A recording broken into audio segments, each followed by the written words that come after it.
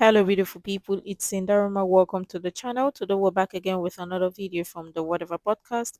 Let's check it out. You describe yourself as a polyamorous, disabled, queer woman who used to run an all-queer honey group.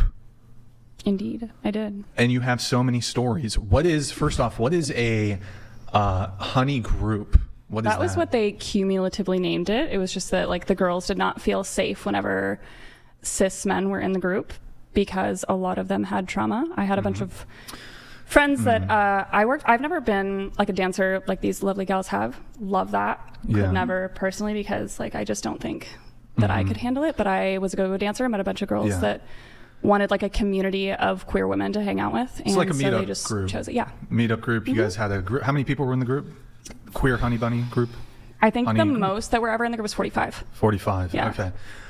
You mentioned something there that I kind of took a note on. You said that a lot of these women, they had trauma with cis men. So cis men were not obviously allowed to join the group. That's my understanding. Do you think that this is granting that they had this trauma, these poor experiences with cis men, which by the way, well, that's a whole nother, I'll save the cis conversation for later, I guess. But do you think that this is a sexist position to hold? I think it could be. I think that just in my position, it was asked of me that cis men were not included because it was to find other queer women to hang out with. Like, I don't think that all spaces need to include everyone. Yeah, sure. I don't think, I think you could, for example, want to like associate with people of a certain group. You're not necessarily trying to preclude other people, but the justification for precluding other people seems to be, I had one, two, or perhaps multiple poor experiences with cis men. Ergo, it wasn't just personal experiences. It was just like the way. Well, that's the first thing you said. So. Yes, they've had a lot of them did, but I'm just saying it's not all just personal experience of like a trauma happened to me, but just like movies portray men in dark shadows. Like if you want to go that deep of like not feeling safe in a group, like this group was meant for like women to come and have pool parties, and we hosted going to queer clubs, and I just don't think that number one would have fit in this space anyways, but also with the majority of women in my group, and by majority I mean like everyone but maybe one, stating that they would not have felt safe to fully be themselves in that environment if a cis man was there. That speaks volumes to me, and I didn't need to make a decision. Would you be fine like with establishments also doing these kind of exclusions like a business, for example? I think that's harder. I think like how do you like what about an all-female gym and they're like, hey, we acknowledge that women have had poor experiences with men, so we're going to like exclude men from joining this gym, and it's going to be an all-women gym. Like, would you be okay with that? Or I don't think it's like any of my business to say whether you can do it or not, but I think if I were the business owner, I don't know how you would pull something like that off and still be inclusive. Like legally? Not legally, speaking, just or? like respectfully on like if someone comes into a gym and you're bringing in all kinds of conversations, like a trans woman comes in, like how do you define who a trans woman is if they say they're a trans woman? Sure. I work at a women's gym. What? I work at a women's gym. Yeah, see, I think it can we be allow done. trans women at ours. Right, so I'm just going to go ahead and grant that if you were to start a business, you'd be allowed to have trans women. I'm speaking about, I personally don't like this term, but cis men. Oh yeah, I think that's fine. Why would it not be fine? For the business to exclude cis men? Yeah. Okay. So similarly then, I assume you'd be fine with like businesses excluding cis women? Like banning them from being able to enter businesses and establishments? Sure. Okay. Yeah. So you're like in favor of segregation? What about gay men? Say that again? What about gay men? Again, you're coming down to like, how are you going to define, like weren't If all you're a queer clubs supposed to be homosexual, just you for can't queer join this people, but straight men still go in to vet women? Well, here, I'll define it pretty easily. If you're a part of a same-sex relationship and you're a male, you can't join our Thank you gym. for mansplaining that to me. I You're appreciate welcome. it actually, You like need it, so man. much. How do you? Filled Well, I don't my soul. understand. How do you say it depends on your definition? And then when I give you the definition, you call it mansplaining. No, I'm Can you saying explain like, that? Can you I'm womansplain saying that for me? as a business owner, when someone's coming to your door and you're going to turn them away, like based on XYZ, like that's Did you just want the cornering definition, someone or into did you want to agreeing keep that they're spurting down out? for segregation. I mean, I'm happy to give you the definition that you asked for. So the definition would be two males who are same sex. For sure. And they only have sex with males. You call them homosexuals, and you want to ban them from the business. There you go. There's your definition. I'm sorry that I had to mansplain that for you, giving you the definition that you asked for. But there you go. If cumulatively gay men, which I'm not saying they have or will, created an unsafe environment for the other people who wanted to be in that business, then I would agree with it. So if straight heterosexual cis males said nobody except straight heterosexual cis males can come to this gym, you would agree with that? Yes, wasn't that what you just asked me? Well, I'm just clarifying. I just wanted a yes or no. So, I mean, so as long as you're fine with that, then the inclusivity portion of this, if men wanted to have a gym that was only exclusive to heteronormative behavior, you wouldn't actually have an issue with that. Just want to be clear. I think that that's cornering someone into an answer that's super controversial. It comes down to what is the cause? I mean, what is the reason? Is it for safety? Because they don't want them there. Is it for safety? Or is it to be an asshole? Sure. Just dealing with them could potentially create an unsafe situation for both parties, right? Like if you were a bigot, like just think about this logically. Let's say that they were all just bigots. They just didn't like them because they were homosexuals.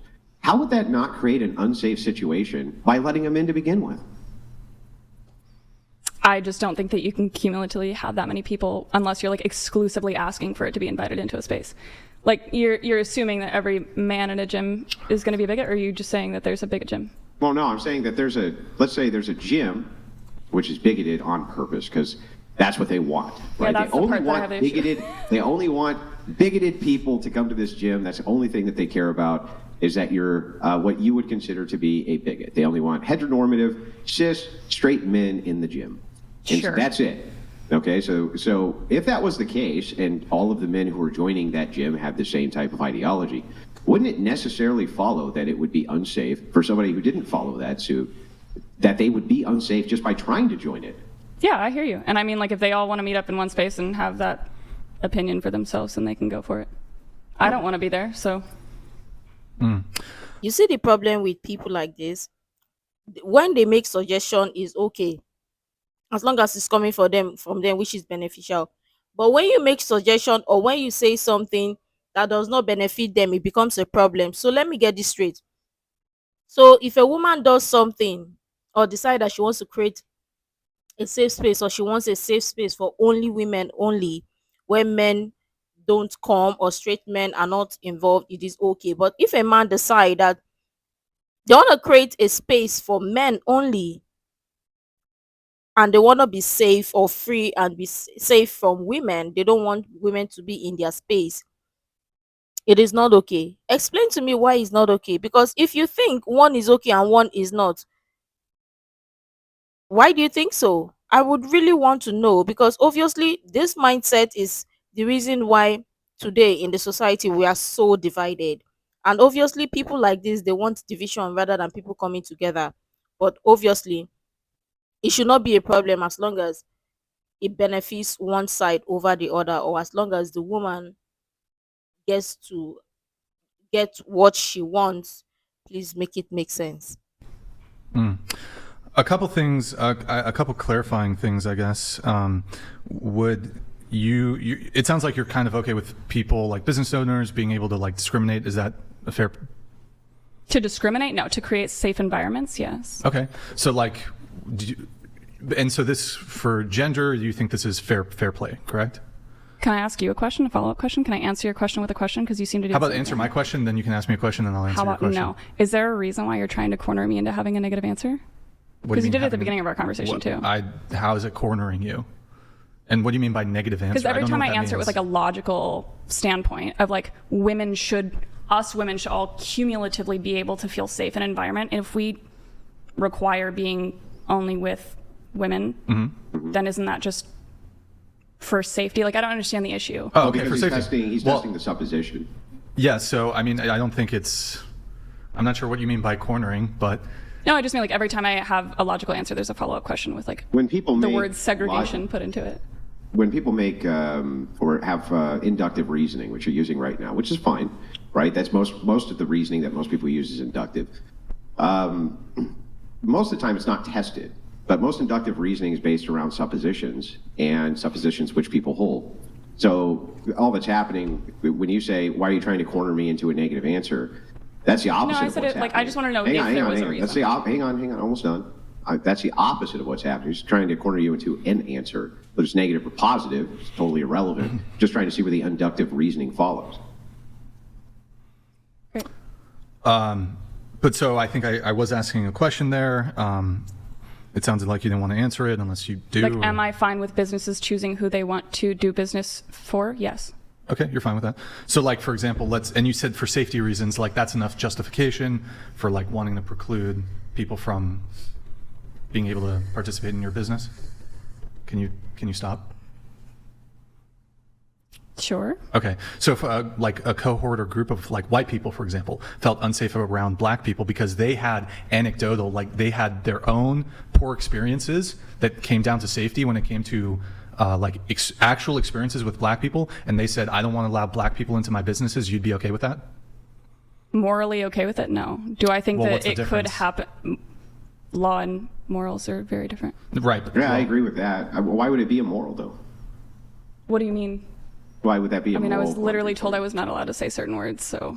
Oh, well, I mean, it's more so like there's certain topics we have to avoid, but like we can talk about racism. We just don't want you to be racist on the show.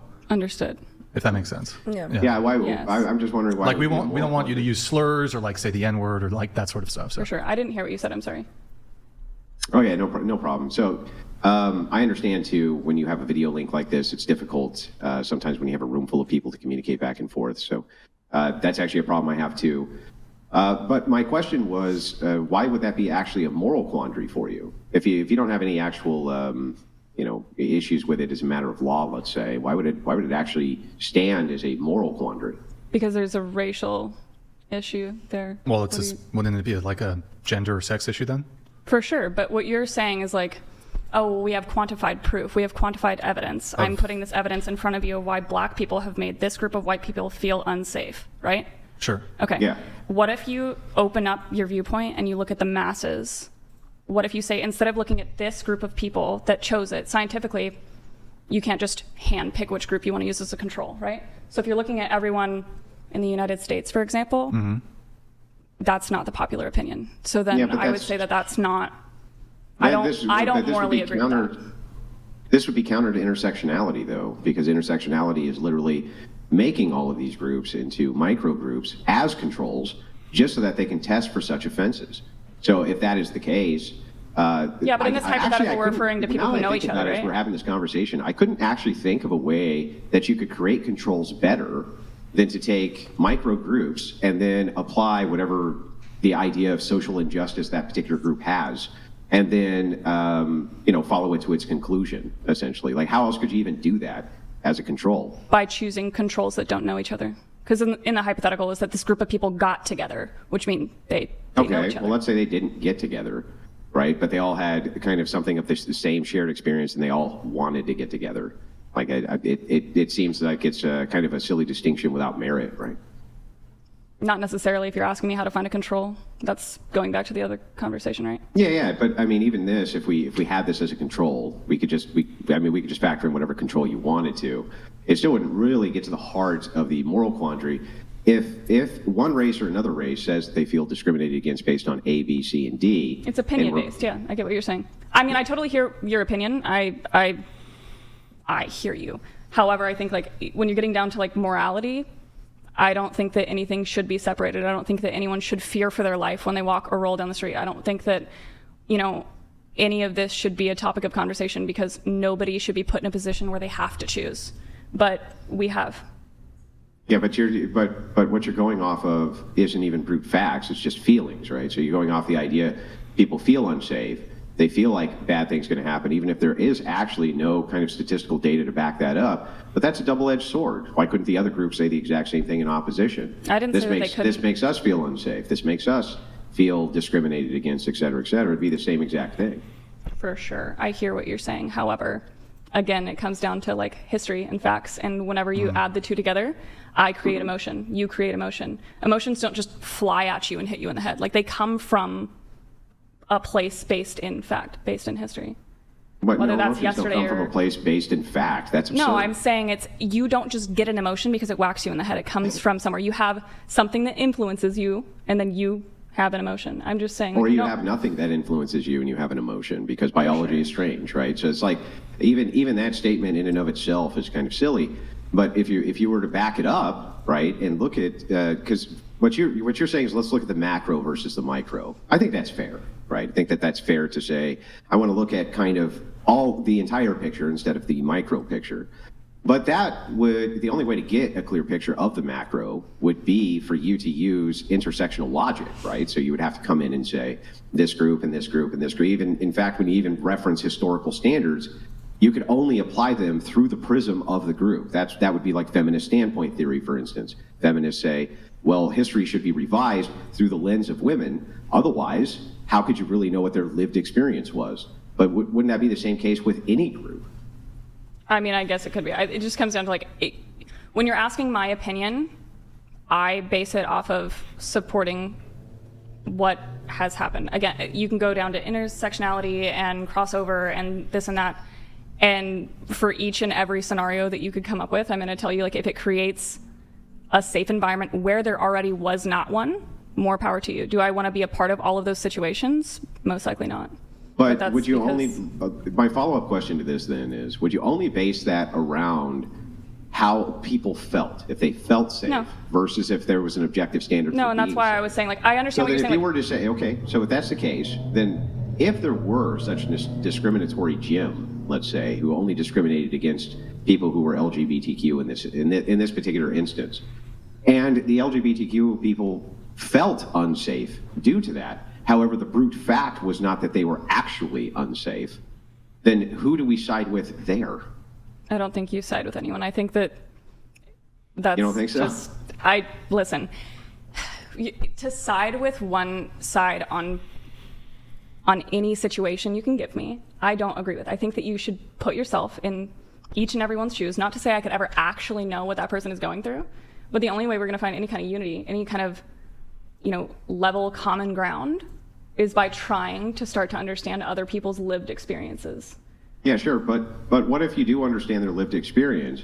I don't think you can truly understand. Even based on your lived experience and what you're telling me from your emotional standpoint, still reject it because applied in the real world doesn't make any sense, or it's silly, or I just have a fundamental disagreement with it.